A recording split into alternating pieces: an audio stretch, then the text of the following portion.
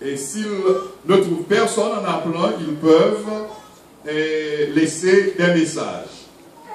514 557 89 44.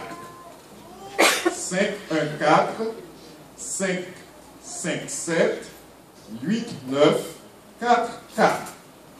438 763 4857. 438 763 4857. Ok. Hier soir, nous avons vu les caractéristiques du peuple de Dieu. Et une autre fois, nous pourrons faire une analyse pour voir que de Adam au dernier croyant,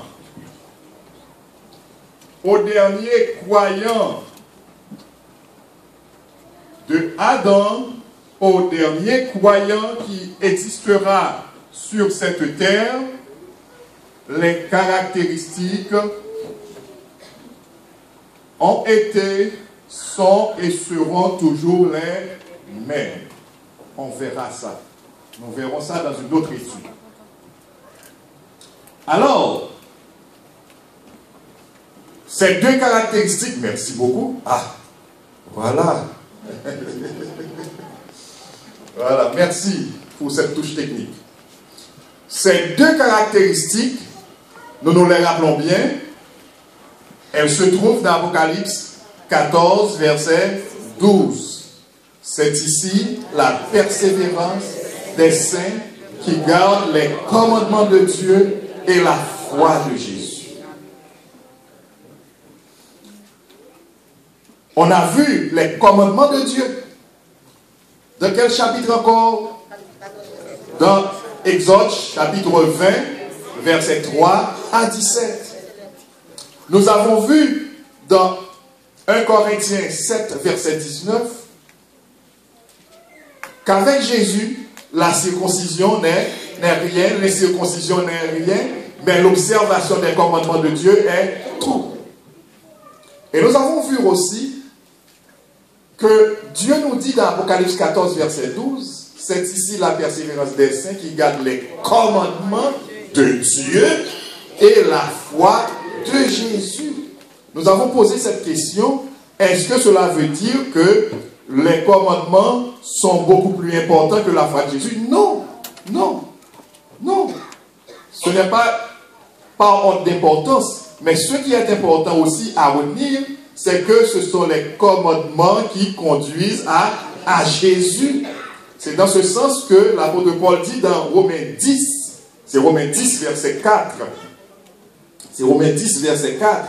L'apôtre Paul parle de Jésus comme la fin de la loi pour la justification de ceux qui croient. Justification, c'est le contraire de condamnation. Donc, la loi nous fait prendre conscience de nos péchés. Romains 7, 7, c'est ça? Et puisque nous nous reconnaissons pécheurs, nous reconnaissons aussi que nous sommes condamnés, parce que le salaire du péché, c'est la mort, Romains 6, 23. Romains 5, 16, le jugement est devenu condamnation après une seule offense. Et maintenant, nous avons besoin d'être pardonnés, nous avons besoin d'être graciés, nous avons besoin d'être justifiés. En d'autres termes, nous avons besoin que notre condamnation soit enlevée. Et maintenant, nous allons à Jésus. Alors, Jésus prend pour nous notre condamnation. Il prend pour nous la somme de nos péchés. Il prend pour nous notre condamnation et il nous donne sa justice. Amen. C'est ce que l'on entend par justification. Il nous déclare juste pas parce que nous n'avons rien fait de mal, mais il nous déclare juste de sa propre justice. Il se charge de nos fardeaux, il se charge de nos péchés, il se charge de notre condamnation pour nous donner sa propre justice. Vous comprenez ça? Donc c'est dans ce sens que la loi, les commandements de Dieu nous conduisent à Jésus-Christ pour que nous recevions la justification. Amen. Maintenant, il y a des gens qui se disent, bon oui c'est vrai, on ne peut pas dire le contraire, c'est Dieu qui le dit. Et vous vous rappelez, nous avons contextualisé Apocalypse 14, verset 12. Apocalypse 14, verset 12 se situe dans un contexte très spécial. Et Apocalypse 14, verset 12 nous dit, il y a un texte qui dit avant Apocalypse 14, verset 12, Babylone est tombée. Ce qui veut dire, Apocalypse 14, verset 12 est une précision pour faire disparaître toute confusion. Alors, il y a des gens qui disent, bon, c'est vrai, les commandements de Dieu, bon, on ne peut pas vraiment les combattre. Bon, c'est vrai. Mais qui peut observer la loi de Dieu? Qui peut observer les commandements de Dieu? Je ne sais pas si vous avez déjà entendu ces questions-là. Oui. Il y a des gens qui se posent, et c'est une question légitime. Qui peut observer? Moi, quand les gens me posent cette question, ça ne m'irrite pas. Au contraire, je trouve juste cette question. Alors, nous allons y répondre ce soir à la lumière de la parole de Dieu, à la lumière de la Bible. Ouvrez, s'il vous plaît, votre Bible. Depuis quelque temps, nous prenons plaisir à ouvrir la Bible. D'accord? Ah, j'étais juste que par derrière là, je trouve. Comment ça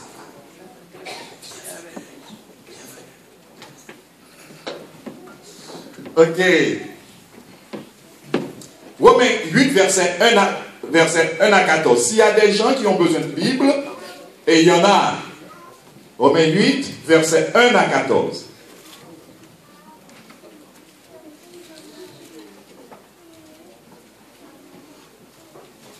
Si vous y arrivez, dites le nom, s'il vous plaît. Romains 8, verset 1 à 14. Ok. Nous lisons, il y a donc maintenant aucune condamnation pour ceux qui sont en Jésus-Christ.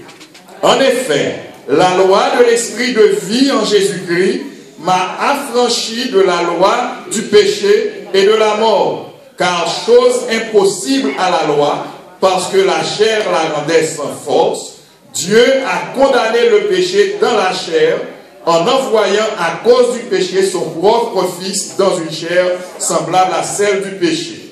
Et cela afin que la justice de la loi fût accomplie en nous, qui marchons non selon la chair, mais selon l'esprit. Ceux, en effet, qui vivent selon la chair, s'affectionnent aux choses de la chair, tandis que ceux qui vivent selon l'esprit s'affectionnent aux choses de l'esprit.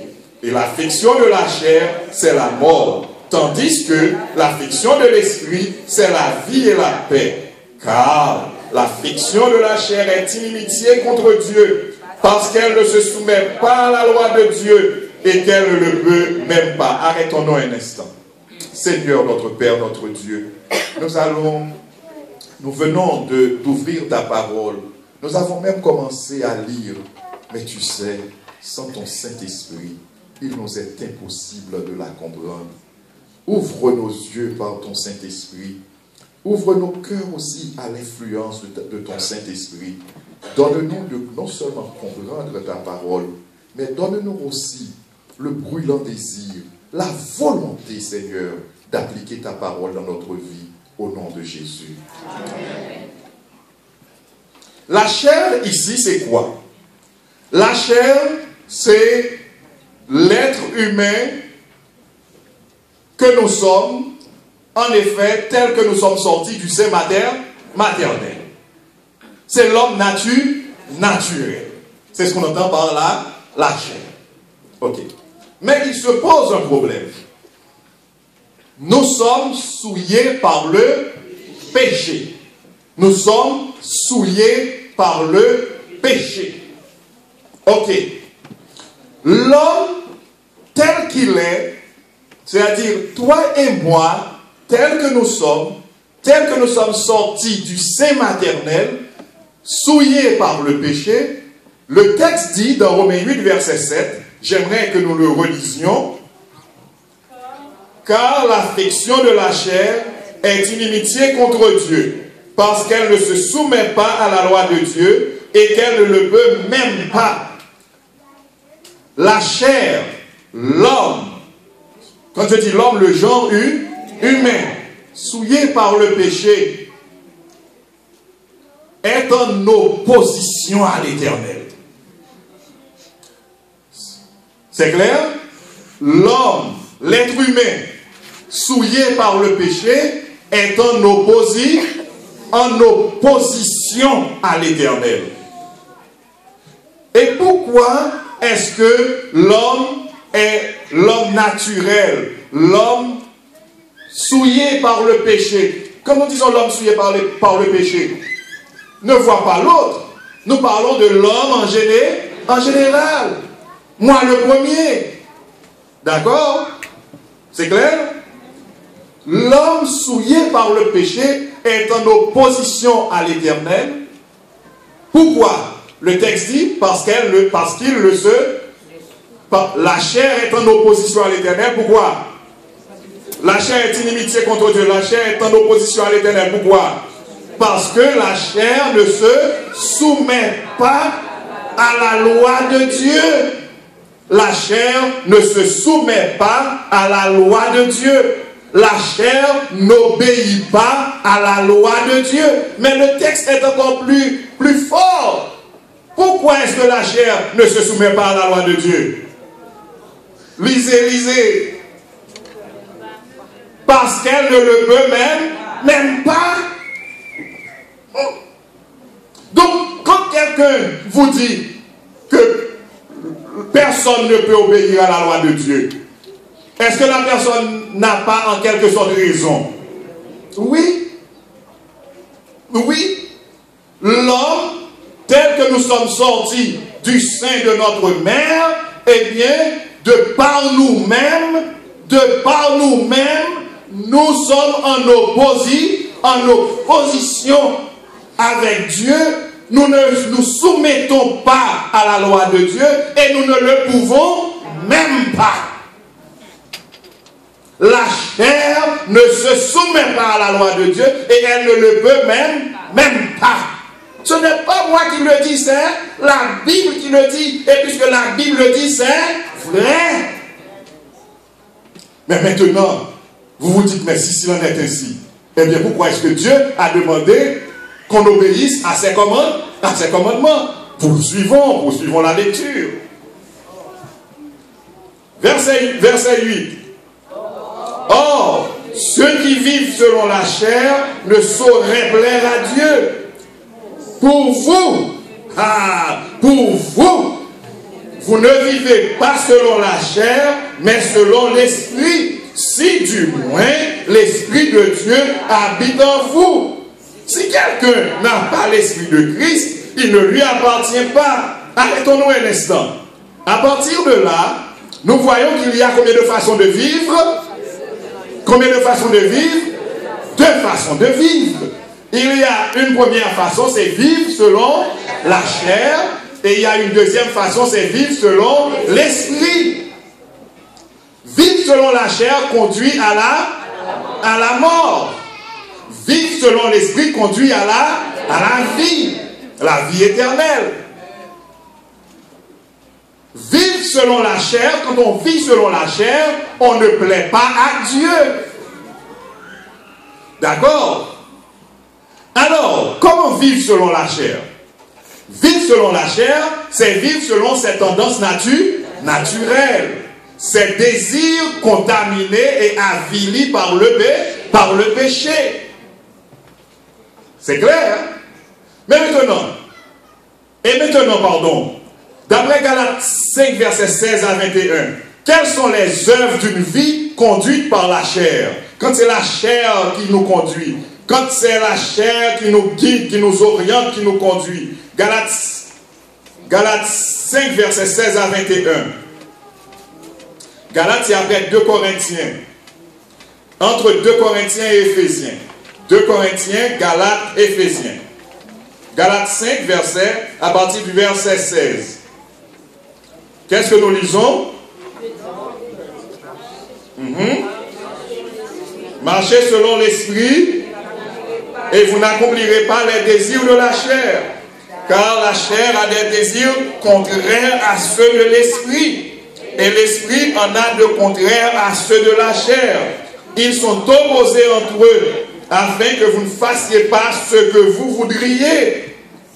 Arrêtons-nous un instant.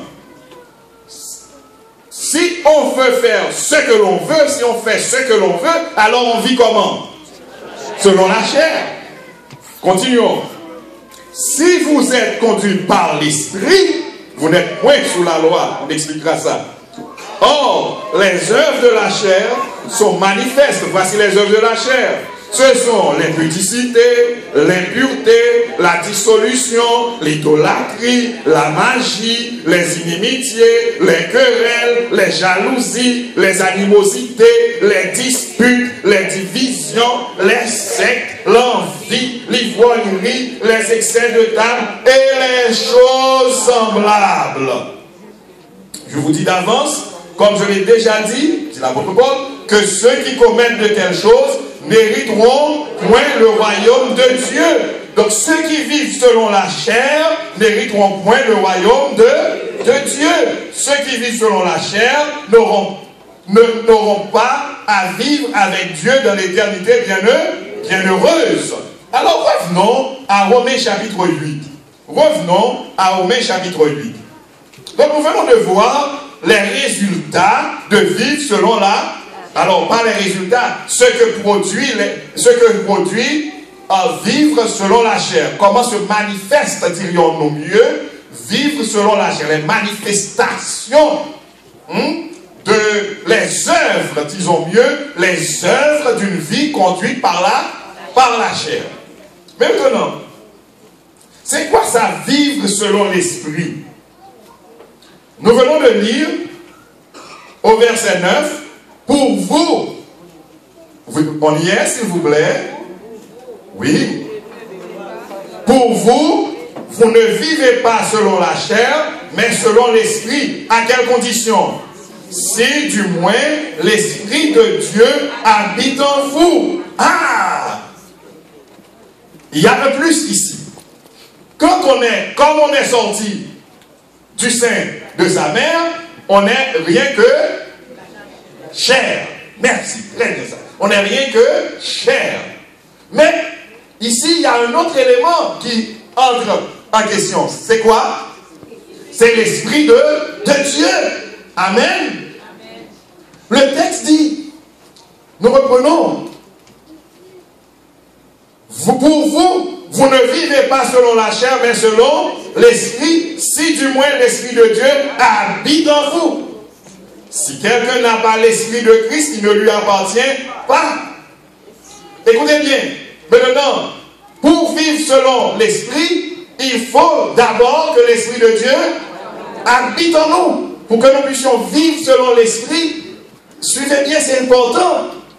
Ça c'est important, c'est vital. C'est vital. Pour pouvoir vivre selon l'esprit, il faut que l'esprit de Dieu habite en nous. C'est clair?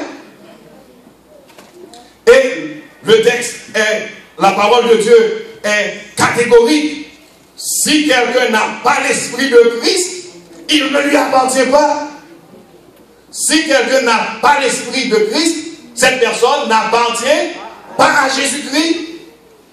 On peut s'amuser à citer le nom de Jésus du 1er janvier au 31 décembre, mais si l'esprit du Christ, si l'esprit de Dieu n'habite pas en nous, eh bien, peine perdue. Nous n'appartenons pas au Christ. C'est important. Continuons la lecture, s'il vous plaît. Et si Christ est en vous, le corps, il est vrai, est mort à cause du péché, mais l'esprit est vie à cause de la justice. Et si l'esprit de celui qui a ressuscité Jésus d'entre les morts habite en vous, celui qui a ressuscité Christ d'entre les morts rendra aussi la vie à vos corps mortels par son esprit qui habite en vous. Amen. Comprenons bien, si l'esprit de Dieu habite en nous, eh bien nous avons la garantie aussi qu'au retour de Jésus, eh bien nous pourrons ressusciter pour aller vivre avec Jésus pendant toute l'éternité. Lisons le verset 14. Verset 14. Car tous ceux qui sont conduits par l'Esprit, de Dieu, sont fils de Dieu. Mais j'aimerais attirer votre attention aussi sur les versets 12 et 13 avant de passer au verset 14. Lisons les deux versets précédents. Ainsi donc, frères, nous ne sommes point redevables à la chair. Ah! Nous ne sommes point redevables à la chair. Nous ne devons rien à la chair. Les gens qui veulent aller vivre avec Dieu dans l'éternité bienheureuse, ils doivent reconnaître qu'ils ne doivent rien à la chair.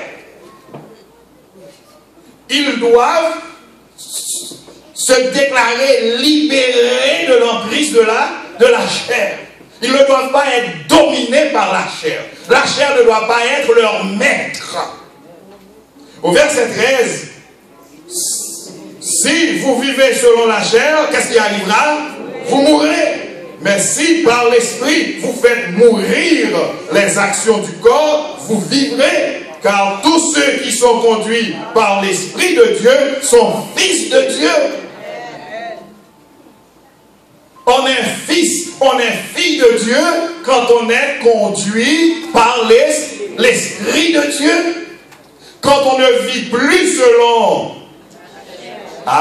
disons ensemble. Quand on ne vit plus selon la chair, mais selon l'Esprit. Quand on n'est plus guidé, dirigé, conduit par la chair, mais qu'on est conduit, guidé, dirigé par l'Esprit de Dieu. D'accord? Donc, ceux qui vivent selon la chair ne peuvent pas plaire à Dieu. Parce que la chair est en opposition avec Dieu. Parce que la chair ne se soumet pas à la loi de Dieu. La chair ne se soumet pas au commandement de Dieu. Et la chair ne peut même pas se soumettre au commandement de Dieu. La chair ne peut même pas se soumettre au commandement de Dieu.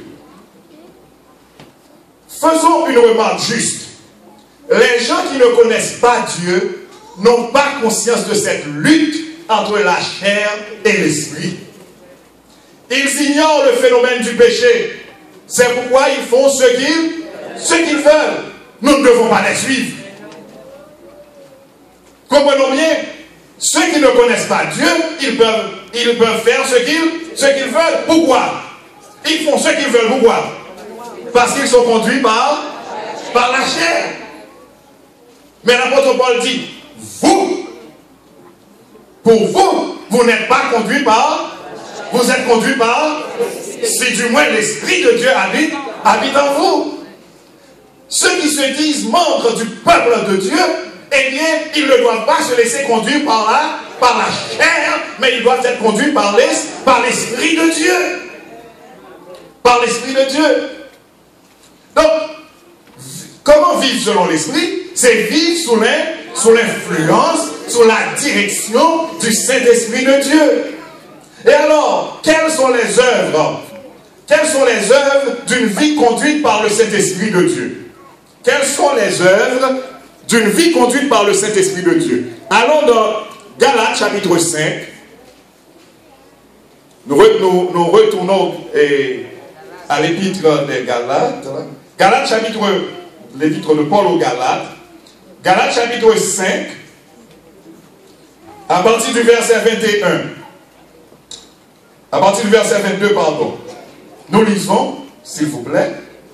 Mais le fruit de l'esprit, c'est l'amour, la joie, la paix, la patience, la bonté, la bénignité, la fidélité, la douceur, la tempérance. La loi n'est pas contre ces choses. Ceux qui sont à Jésus-Christ ont crucifié la chair avec ses passions et ses désirs. Amen.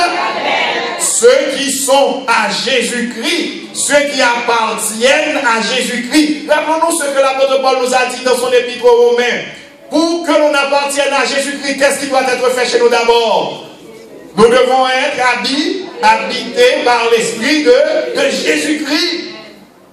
Nous devons être conduits par l'Esprit de Dieu. Ceux qui sont conduits par l'Esprit de Dieu, ceux qui sont habités par l'Esprit de Jésus-Christ, ils appartiennent à Jésus-Christ. Et celles-là qui appartiennent à Jésus-Christ, ils doivent comprendre qu'ils ont crucifié la chair. C'est-à-dire la chair est morte. Jésus, amen. Ils ont crucifié la chair. Ils ont crucifié la chair. Et maintenant, le verset 25. Si nous vivons par l'esprit, marchons aussi selon l'esprit. Ceux qui marchent selon l'esprit, si nous vivons par l'esprit, ceux qui vivent par l'esprit marchent selon l'esprit. C'est-à-dire marchent sous l'influence, marche sous la direction, marche sous la dictée même du Saint-Esprit de Dieu. Amen. Amen. Gloire à Dieu. Gloire à Dieu. L'amour, nous venons de voir le principal fruit de l'amour dans Galates 5, de l'esprit, pardon, dans Galates 5, verset 22, c'est l'amour.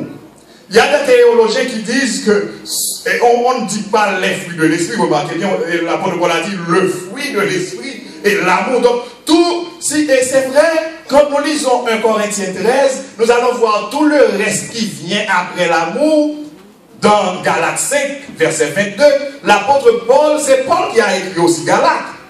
L'épître aux Galates a été aussi rédigé par Paul. Quand nous lisons une autre épître de Paul qui c'est 1 Corinthiens 13, là où il nous parle de l'amour agapé, eh bien, nous voyons tout le reste qu'il met après l'amour n'est que des manifestations de l'amour. D'accord? C'est pourquoi certains théologiens disent que le fruit de l'esprit, c'est l'amour. L'amour. Dès que l'amour règne quelque part, il va y avoir la paix, la joie, la bonne humeur, la bénignité, la patience, etc. La tempérance. Oui. Quelqu'un qui t'aime, ma soeur, cette personne va toujours te parler avec tendresse, douceur, amen. Respect. Mais si la personne t'arrache, tu peux déjà voir que la personne ne t'aime pas. Oui, la Bible nous dit que les frères de Joseph le haïssaient et ils ne pouvaient point lui parler avec bonté. Oui, vous pouvez voir si quelqu'un vous aime à partir de la façon dont il ou dont elle vous parle. Donc le fruit de l'esprit, c'est là, c'est l'amour. L'amour. Alors, quel rapport, quelle relation y a-t-il entre l'amour et la loi ou les commandements de Dieu? 1 Jean 5, versets 2 et 3. 1 Jean 5, versets 2 et 3. 1 Jean, c'est 1 Jean, 2 Jean, 3 Jean, Jude, Apocalypse. On peut partir de Apocalypse, Apocalypse, Jude, 3 Jean, 2 Jean, 1 Jean. 1 Jean 5, versets 2 et 3. Gloire à toi, Seigneur. 1 Jean 5, versets 2 et 3. Qu'est-ce que nous lisons? Nous connaissons que nous aimons les enfants de Dieu lorsque nous aimons Dieu et que nous pratiquons ses commandements. Car l'amour de Dieu consiste à garder ses commandements et ses commandements ne sont pas pénibles. Amen. Si on demande à n'importe quel enfant qui sait lire, en quoi consiste l'amour de Dieu? Qu'est-ce que l'enfant va répondre à partir de ce texte? L'amour de Dieu consiste à garder ses commandements. Et si on lui dit, est-ce que les commandements de Dieu constituent un fardeau? Que va dire l'enfant? Non. Parce que le texte dit que les commandements de Dieu ne sont pas pénibles. Quand est-ce que vous pensez que le commandement ou que les commandements de Dieu représentent un fardeau? C'est quand on veut les observer sans amour. Le principe qui est à la base de tous les commandements de Dieu, c'est le principe d'amour. C'est le principe d'amour. Quand on observe les commandements de Dieu par amour, avec amour, eh bien, l'observation des commandements de Dieu ne devient plus un fardeau, n'est plus un fardeau. Et Dieu ne veut pas du tout, ne veut point que l'observation de ses commandements ou que ses commandements constituent un fardeau pour ses enfants. Nous connaissons que nous aimons les enfants de Dieu lorsque nous aimons Dieu et que nous gardons ses commandements. Car l'amour de Dieu consiste à garder ses commandements et ses commandements ne sont pas pénibles. Il y a des gens qui disent, voyez, Dieu, avec Jésus, c'est aimer Dieu, aimer son prochain. Mais moi, la question que j'aime leur poser, comment aimer Dieu, comment aimer son prochain? Comment se manifeste l'amour du prochain? Comment se manifeste l'amour de Dieu? En quoi consiste l'amour de Dieu? D'après la Bible, d'après ce que nous venons de voir là, quand est-ce que nous connaissons que nous aimons les enfants de Dieu? Quand nous le disons chaque jour, quand nous le répétons chaque jour, d'après ce que nous venons de voir là, quand ça?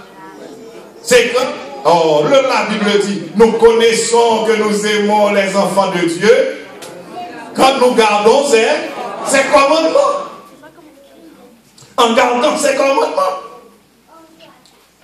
Si je dis que j'aime mon prochain, les premières personnes que je rencontre en venant au monde, c'est qui? Mes parents, mon père, ma mère, mon père. Alors, immédiatement je suis en présence de quel commandement? Du 5e commandement. Honore ton père et ta mère. Je ne peux pas dire que j'aime mon prochain et je commence à déshonorer mes parents. Je dis j'aime mon prochain. Je ne peux pas dire j'aime mon prochain et en même temps je fais ce qui peut lui causer du tort, ce qui peut nuire à sa vie, ce qui peut même lui enlever la vie. Immédiatement je me trouve en face de quel commandement? Le 6e commandement qui dit quoi? Tu ne tueras point. Je ne peux pas dire j'aime mon prochain et en même temps je convoite la femme de mon prochain, je cherche à détruire le foyer de mon prochain. Je ne peux pas dire que j'aime mon prochain, en même temps, la jeune fille qui est là, qui grandit, au lieu de prier pour elle, pour qu'elle trouve un bon petit ami, pour qu'elle se marie et fonde un bon foyer, et puis je cherche à détruire sa vie, son avenir. Je ne peux pas dire que j'aime mon prochain là, et immédiatement je me trouve en face de quel commandement? Le 7e qui dit tu ne commettras point d'adultère. En d'autres termes, pour être positif, tu mèneras une vie de pureté. Je ne peux pas dire que j'aime mon prochain, en même temps je cherche à soutirer ce qui lui appartient, je cherche à voler, à dérober ce qui lui appartient, et sous quelque forme que ce soit. Immédiatement, je me trouve en présence de quel commandement? 8e commandement qui dit tu ne déroberas point. Et le 9e dit non, tu ne commettras point de faux témoignages. Laissez-moi vous dire, faites attention aux réseaux sociaux, parce qu'il y a bien des choses qui circulent sur ces réseaux-là. En les transférant, vous vous transformez, nous nous transformons en médisants, en calomniateurs. Parce que ce sont des choses qui souvent qui ne sont pas vérifiées. qui ne sont ni vérifiés ni vérifiables. Et alors on détruit la personnalité de bien des gens. Il y a des choses que vous recevez, vous ne les partagez pas. D'accord? Il faut être vigilant. Et le 10e commandement dit, tu ne convoiteras point.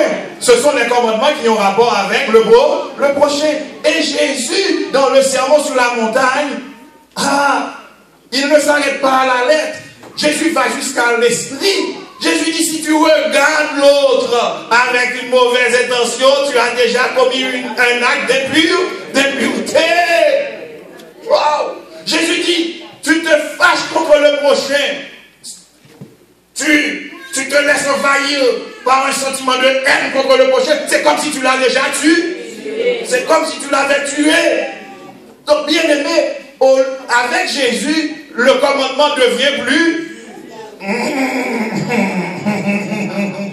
Parce que Jésus ajoute l'esprit à la lettre. Bien aimé. Alors, ça c'était pour le prochain. Vous connaissez les 4 premiers commandements qui parlent de nos relations avec Dieu. Tu n'auras pas d'autre Dieu devant ma face.